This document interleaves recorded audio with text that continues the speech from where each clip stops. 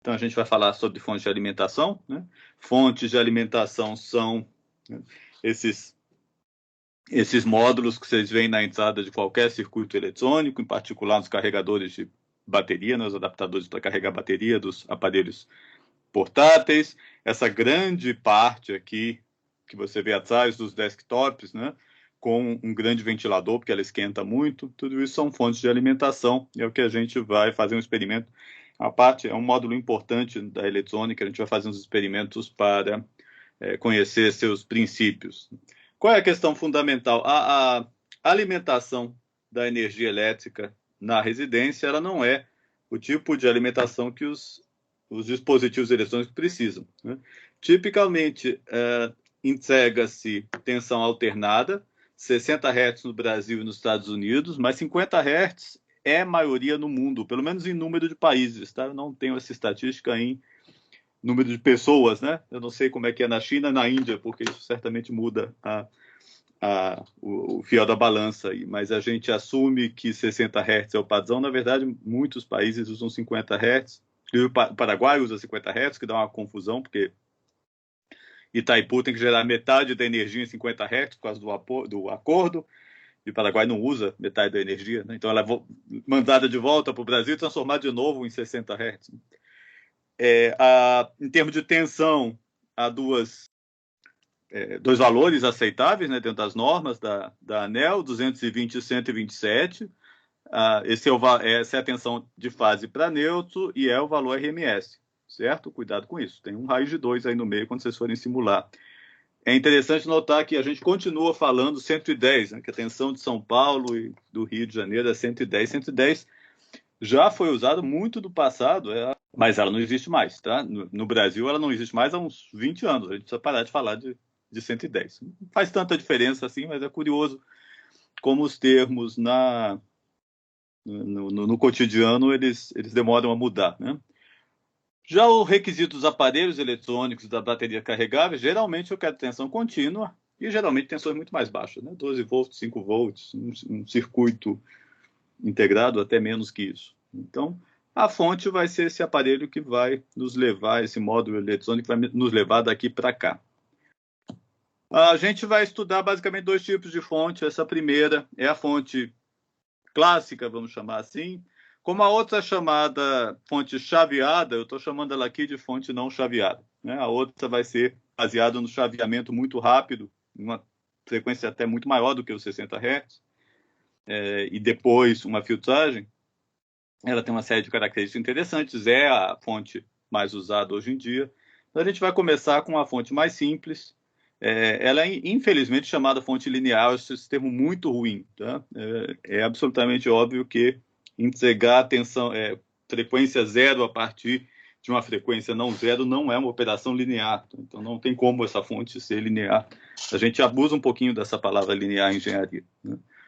Tudo que a gente quer dizer que é convencional ou que não é especial é linear. A gente tem que tomar um pouco mais de cuidado, na minha opinião. Ela é feita por esses vários elementos aqui, né? Um transformador, geralmente para baixar a tensão, porque minha entrada vai ser 120 ou 127 e eu geralmente quero 12 ou 5 volts na saída. Vai ter algum elemento de retificação, né? Retificação é retirar a parte negativa da onda, né? O ciclo negativo. Vai ter um elemento de filtragem, porque essa tensão nesse ponto 3 aqui está pulsada ainda, né? Ela não tem mais a parte negativa, mas ela ainda não está constante. Vai haver uma filtragem e vai haver um elemento de estabilização, porque essa filtragem ainda vai deixar um residual de oscilação que pode ou não ser importante e passa por uma fase de estabilização. A gente vai simular todos, de maneira simplificada, todos esses elementos. Eu não falei no começo, mas se vocês quiserem me interromper com alguma dúvida, fiquem à vontade. Bom, sobre o transformador. Transformador no curso de engenharia elétrica é estudado em mais detalhe no curso de conversão de energia, né? Nesses vem alguns detalhes sobre modelos, sobre perdas, etc. A gente não vai fazer nada disso aqui. Há um vídeo que está aqui o link também está no Aprender, já está lá, sobre como simular isso no SPICE, né? Porque não é uma coisa tão óbvia. Tem mais de uma solução, eu dei uma solução lá usando acoplamento indutivo, mas a verdade é que No transformador ideal, eu faço um controle da tensão de saída em função da tensão de entrada pelo número de voltas, né, nesses enrolamentos aqui. Onde tiver mais voltas, a tensão é mais alta, então eu coloco aqui, por exemplo, o meu 220. Se esse outro enrolamento tiver metade do número de voltas, aqui eu divido a tensão por 2 e aqui sai 110, certo? Assistam esse vídeo porque ele vai explicar como é que vocês vão simular essa primeira parte. Seguindo em frente, temos um elemento retificador e aí tem duas soluções. Eu posso simplesmente cortar um pedaço da onda, né? Eu posso fazer isso com um diodo.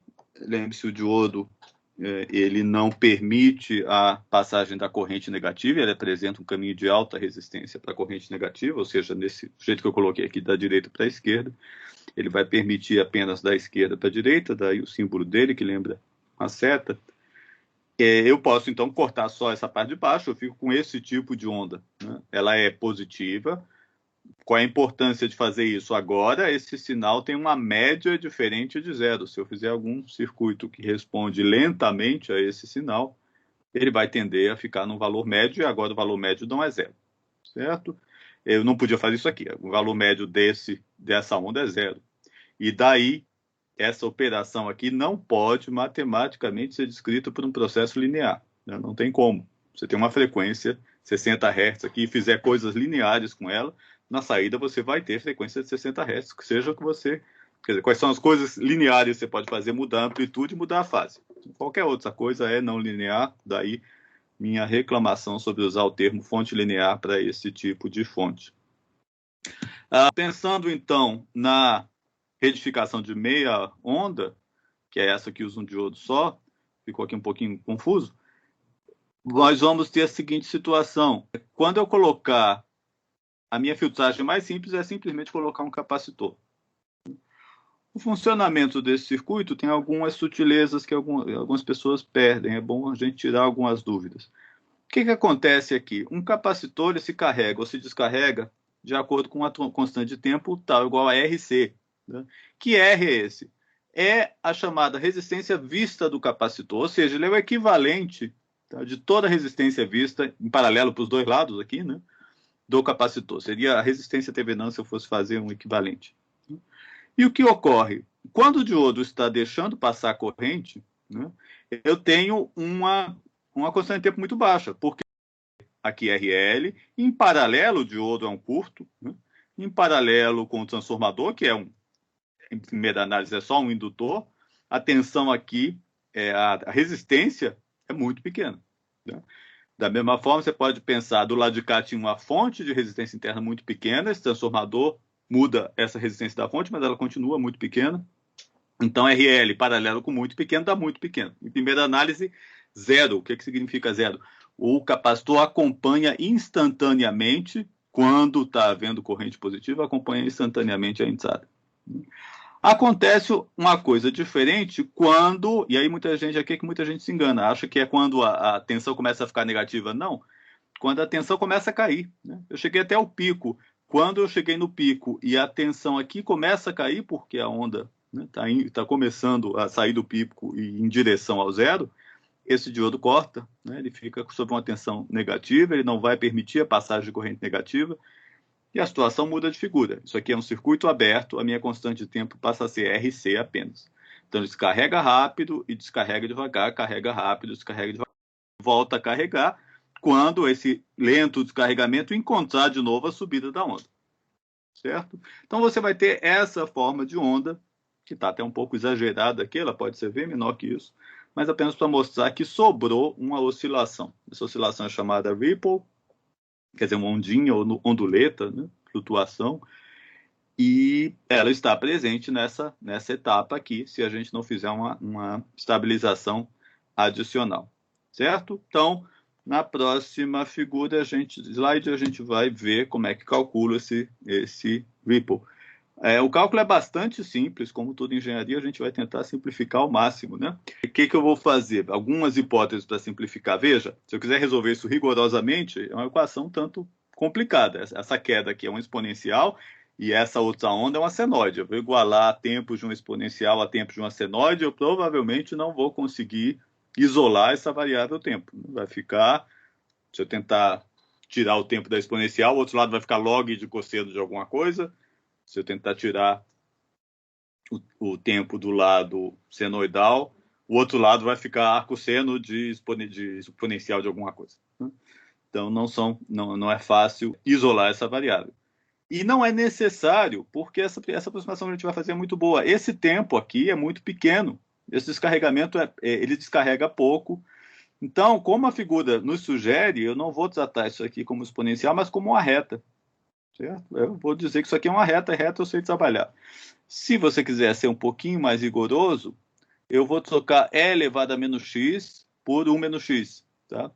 Posso pensar em ficar com o primeiro termo da série de Taylor.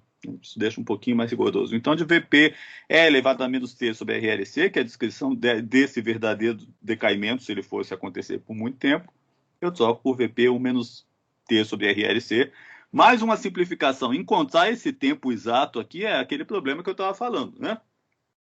Agora que um lado já ficou linear, tudo bem, eu posso isolar o outro lado, vai depender do arco seno de algum valor aqui, né? Não é necessário também, eu vou fazer mais uma simplificação, eu vou dizer que ela na verdade, descarrega até o novo pico aqui, certo? Então, eu estou trocando esse ponto aqui, que eu não sei exatamente onde é, e é meio chato de calcular. Eu sei exatamente onde é, mas é difícil de calcular. Eu vou trocar por esse ponto, como se ela continuasse caindo. Ou seja, eu estou sobreestimando um pouco o Ripple.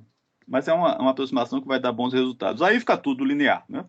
É só saber. Aí eu sei exatamente quanto é esse tempo aqui. É o período da onda. Certo?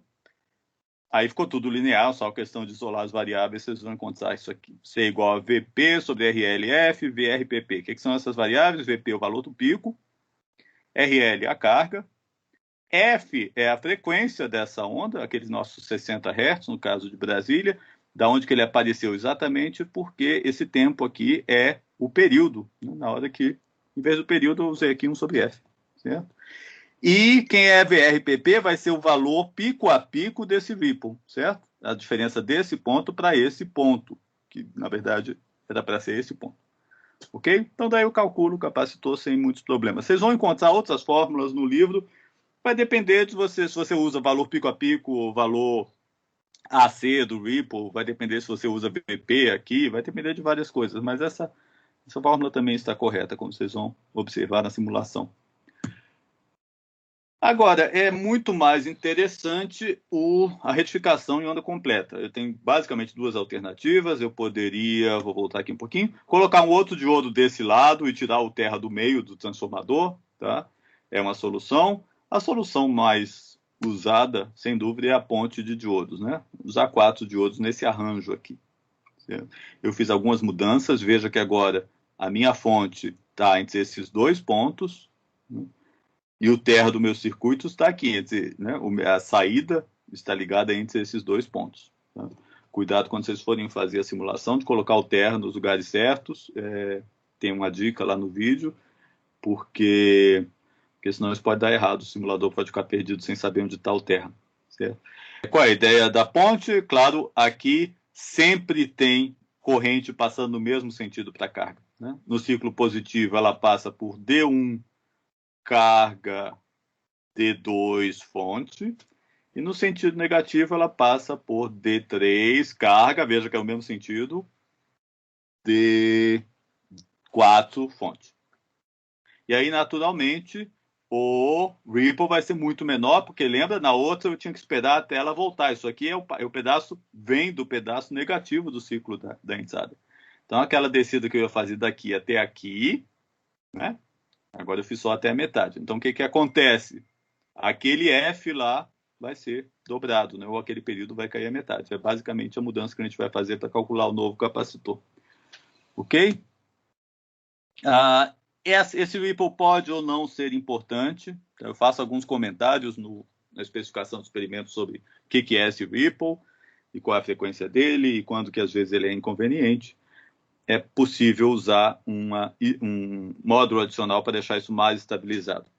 O princípio da estabilização, que eu coloquei aqui de uma forma simplificada, isso é apenas um transistor, é para nos lembrar que o transistor ele tem essa característica, né, essa curva característica. Isso aqui é corrente de coletor para VCE, ou seja, essa corrente em relação a essa tensão VCE, para vários valores de corrente de base.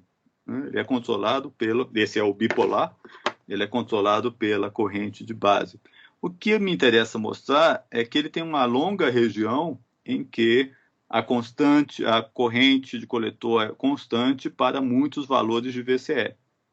Isso que pode, uma das aplicações do transistor, é usá-lo em estabilização, porque nesse caso, VCE pode variar bastante sem que eu varie a corrente passando por essa parte do transistor. Então, se eu imaginar, por exemplo, de uma maneira simplificada, a minha carga aqui no emissor, a corrente coletor de emissor é praticamente a mesma, e a entrada, aquela forma de onda que ainda tem um ripple aqui no VCE, o transistor meio que absorve essa variação, certo? Esse é o princípio. O que a gente usava no laboratório e vai usar na simulação é um circuito integrado para o qual o SPICE tem um modelo chamado LT317A. Aqui está um pedaço do circuito que vocês vão usar, sem desligar muita coisa, porque vocês têm que chegar aos valores, etc. Aquela parte que tem a ponte e o filtro vem aqui na entrada, e na saída, esse R5 é a nossa carga. O que esse circuito garante? Se não houver uma variação muito grande na entrada, tá? Ele garante uma tensão constante aqui, onde está esse ADJ. Okay? E aí, claro, se a tensão aqui está constante, por divisão de tensão, você vai trabalhar com esses resistores para dar uma tensão que você deseja aqui. Observe que, além de não poder variar muito, esse truque não funciona se a entrada ficou abaixo do que eu quero de saída estabilizada.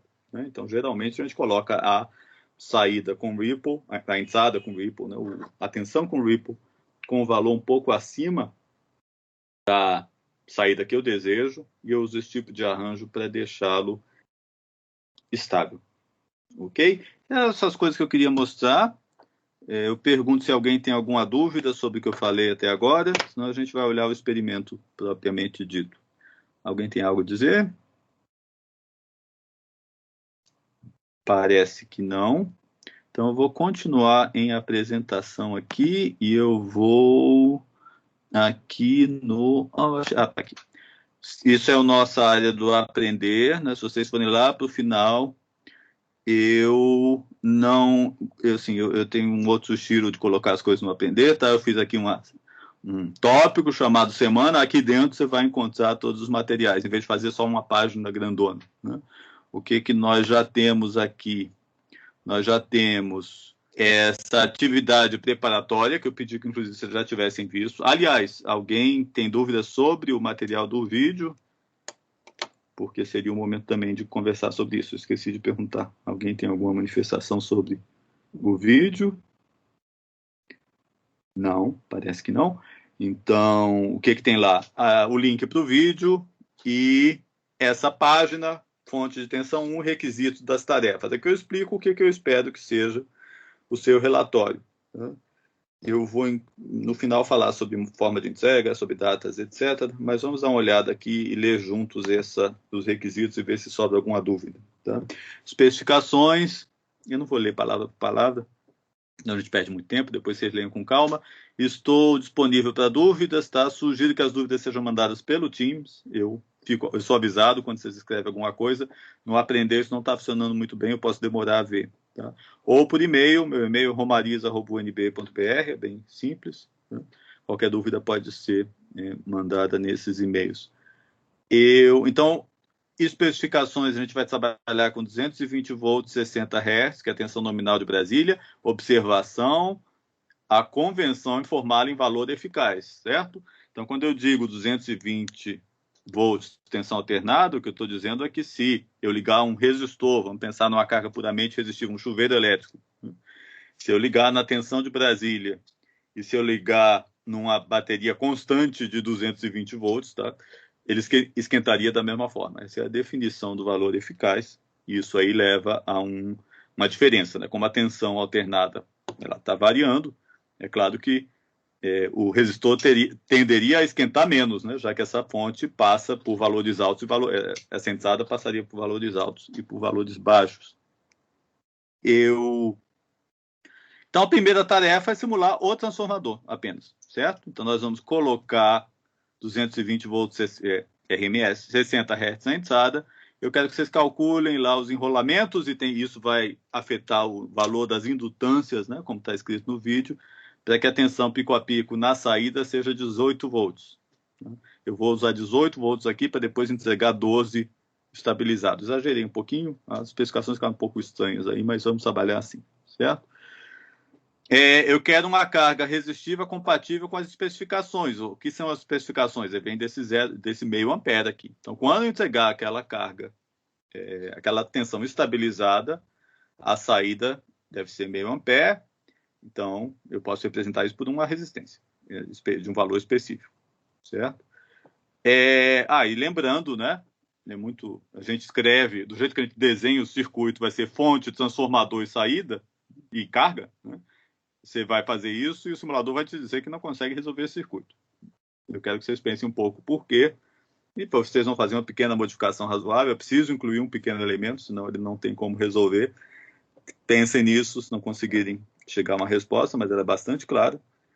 É bastante simples, depois você pensar no assunto, converse comigo. Tá? Eu estou deixando para cada pedacinho que eu estou chamando de tarefa A, vai até a tarefa G, se eu não me engano, o que eu quero de justificativo, o que eu quero de evidência e o que eu quero de comentário. Né? Eu quero aqui os circuitos, os valores escolhidos e os cálculos realizados, no caso aqui é para especificar o transformador. Evidência, uma simulação transiente da entrada e da saída, para mostrar que chegou no valor resultado. E comentários, sempre a mesma coisa. Comente os valores de pico, vê se é o que você esperava, se está dentro do que se esperava. Certo? Em seguida, vamos colocar elemento por elemento. Né? Em seguida, eu quero um elemento retificador, diodo simples, e refazer a simulação. Pega o diodo simples do SPICE, não se preocupe com modelos, nem parâmetros. De novo, eu quero nova simulação transiente, quero ver se o que saiu é o que você esperava. Na tarefa C, a gente vai colocar, ainda com um diodo só, um capacitor em paralelo para filtragem. Eu vou dizer que eu vou assumir um ripple de 2 volts pico a pico para calcular o capacitor. Calcule o capacitor, ele vai ser um capacitor grande. Né? Coloque ele em paralelo com a carga, refaça a sua simulação e veja se está dentro do esperado. Certo? Na parte D, troque o diodo por uma ponte. Atenção com a colocação do terra. Aterra o negativo da fonte AC de entrada e também o negativo da carga. Tá? Então, a fonte AC de entrada lá antes do transformador e aonde tiver a carga. Não é muito fácil colocar o diodo em ponte formando aquele paralelograma. Você pode deixar ele formando retângulos mesmo, mas tem que saber quem está ligado aonde. Tá? Modifica o capacitor, já que agora ele pode ser menor. Por qual fator? Uma resposta muito simples, já que a única coisa que mudou foi a diminuição do período. Né? De novo, justifique um novo circuito, um novo cálculo do capacitor, coloque lá, veja os novos valores de pico de Ripple. Aqui na letra E, eu quero saber qual é a frequência do Ripple principal, né? O Ripple é aquela onda, aquela forma de onda dente de serra, né? Mas quero saber qual é a frequência principal dela. Para isso, vocês vão fazer uma análise FFT do sinal de saída. Então, a mesma simulação lá, mas na hora de plotar, você vai selecionar na saída, né, no gráfico da saída, o view e vai pedir FFT, transformada rápida de Fourier, ele vai te mostrar isso no espectro, tá? E vai haver um pico, deve haver um pico, se você fizer isso corretamente, numa frequência específica. Também a gente tem uma boa ideia de que frequência é essa, né?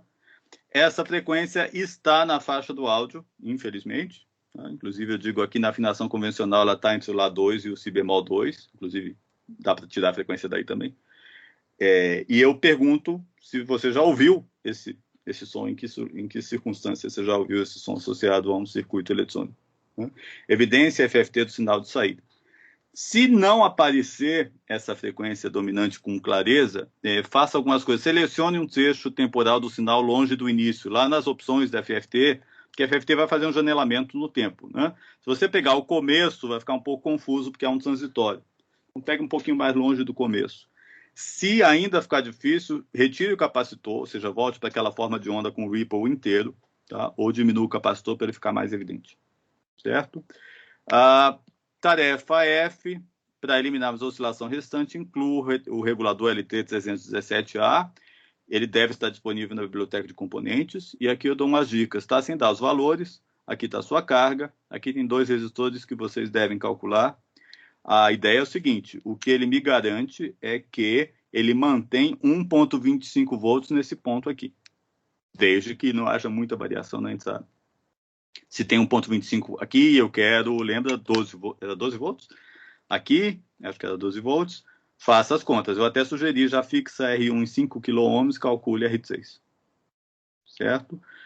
Você vai calcular R6, simular de novo o transiente a saída do regulador, e ver se deu certo. Se eu estou entregando 12 volts até meio ampere, como eu queria.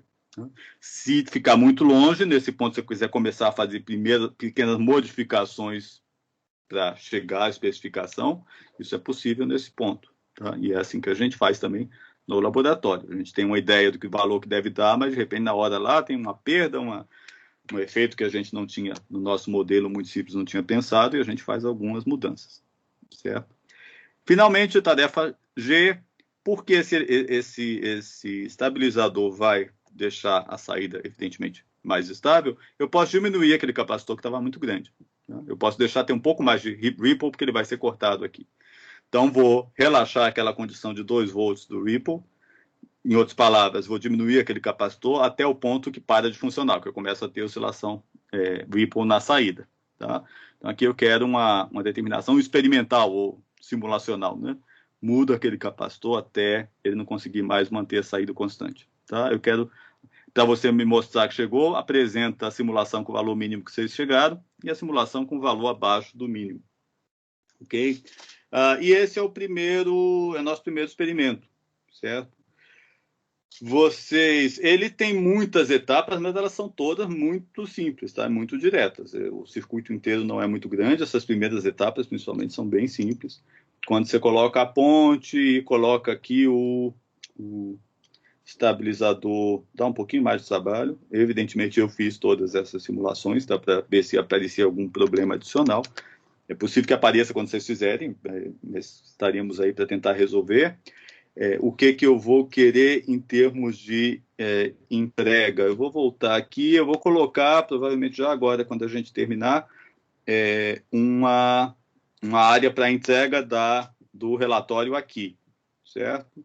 Vocês estão fazendo isso em duplas, não é isso? Ou trios, não sei como é que está, mas vamos manter os mesmos. Eu vou pedir um PDF apenas, ou seja, junte aquilo tudo. Veja que eu não estou pedindo introdução teórica, não estou pedindo nenhum tipo de texto teórico de introdução, apenas aqueles cálculos, aqueles resultados, aqueles comentários. Eu vou pedir que seja um arquivo PDF só, certo? Vocês vão colocar isso no editor de texto, vão juntar os gráficos e vão colocar no arquivo PDF só. E, atendendo a uma reclamação do pessoal da turma de sexta-feira, de que está tudo muito confuso, porque são datas diferentes, etc., eu vou fazer áreas diferentes de entrega por turma aqui, tá? Então, vocês são a turma A e vai ter, então, um período específico de entrega.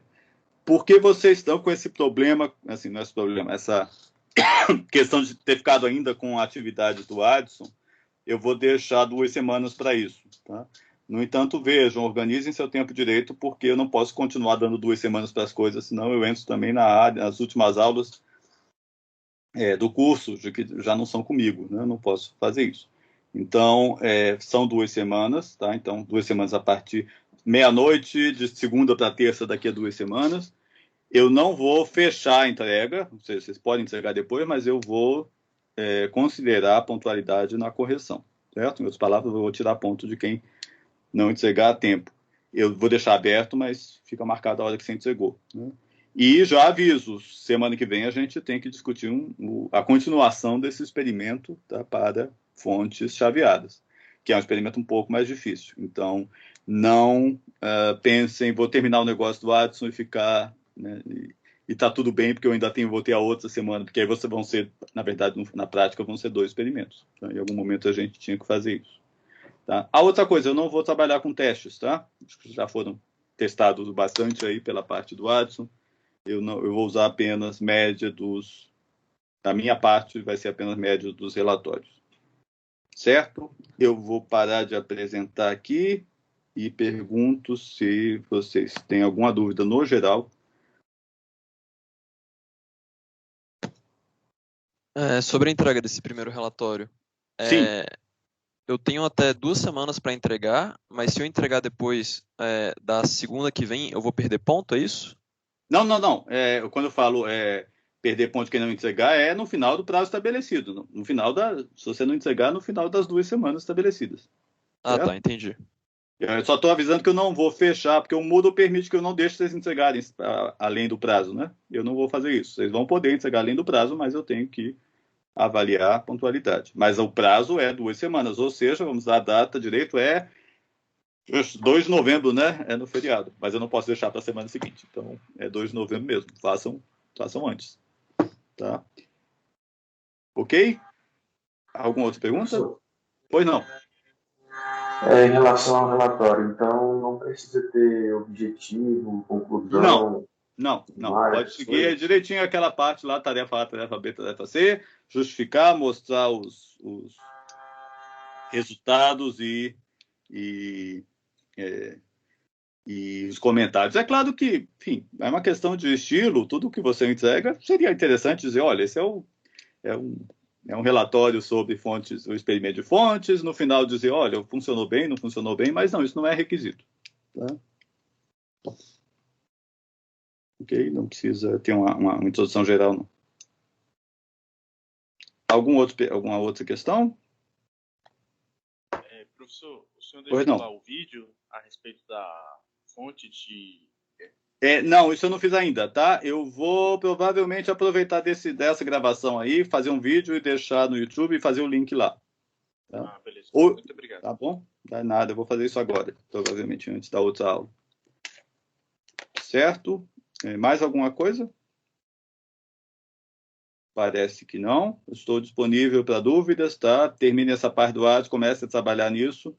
De fato, não é difícil, exceto por aquela questão ali de colocar o estabilizador, às vezes dá uns probleminhas, mas é fácil de resolver, tá? Mas qualquer dúvida, falem comigo. Eu não vou marcar horários específicos de dúvidas, vai ficar meio assíncrono, tá? Mande mensagem aqui ou e-mail para mim, a gente vai conversando. Se a gente resolver que eu preciso ver o que vocês estão fazendo, aí a gente faz uma reunião com a dupla. Ok? E, claro, nos nossos encontros a gente pode discutir, já que semana que vem vocês ainda não vão ter que entregar, a gente pode ver como é que está andando o experimento. Certo? Bom, se é só isso, obrigado pela presença e eu estou encerrando aqui.